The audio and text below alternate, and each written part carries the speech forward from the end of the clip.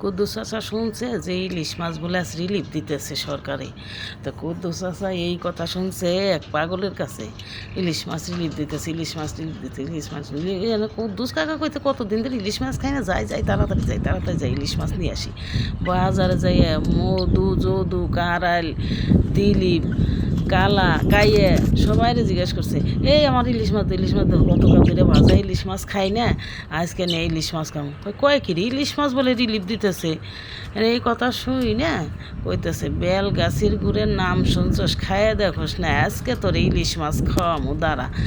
এখন মধু যদু কারাইল সবাই দইরে ওরে এমন পেদানি দিছে, পেদানি দেওয়ার পরে ও কইতেছে, আর মারিস না রে ভাই, আর মানিস না, আমি আর কারো মিশা কথা শুই না, এরকম কাম করুম না। মাগ না খাওয়ার আশা বাঙালিরে এমন করে যে কোট প্যান্ট ব্লেজার পইরেও মাগনা আলকাতটা ডাইলে ব্লেজারে নেয়, কোটি টাকা ব্লেজার নষ্ট হয়েছে এটা চিন্তা করে না। মাগনার কথা কইলে আমরা বাঙালিরা এত পাগল যে আমরা তাড়াতাড়ি করে দৌড়ায় যাই।